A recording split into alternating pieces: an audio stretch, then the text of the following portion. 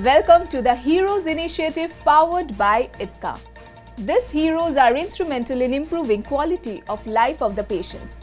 Today we have one such hero who has improved life of tens and thousands of such patients. Doctor, we welcome you to the Heroes Initiative by IPCA.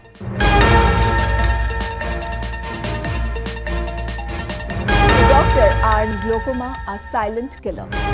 My first question for you is, what are the early signs for glaucoma and how can it be detected before any significant damage occurs? As I said, the early signs, 80% of the patients are asymptomatic, and very few cases, if they have advanced damage of the optic nerve, they see a decreased visual field. They have some loss of vision at the peripheral visual field. So, if you are driving, they may see that while a vehicle is crossing sideways at your side, but you are not able to see.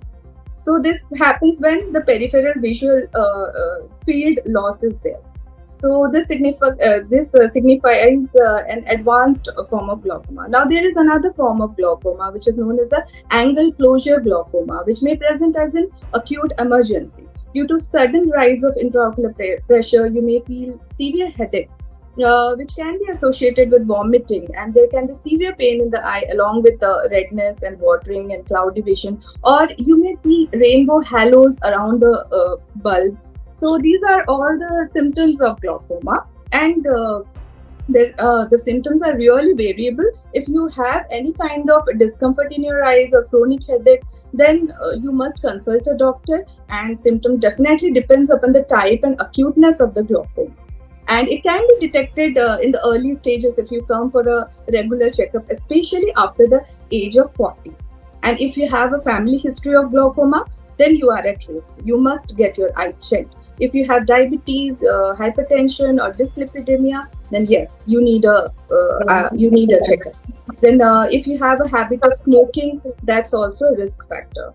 If you are taking any chronic medications like for arthritis or asthma or any skin problem, you are on chronic steroids, then it can also lead to glaucoma, steroid-induced glaucoma. What are the risk factors for glaucoma and can it be prevented or slowed down with the lifestyle changes or medication?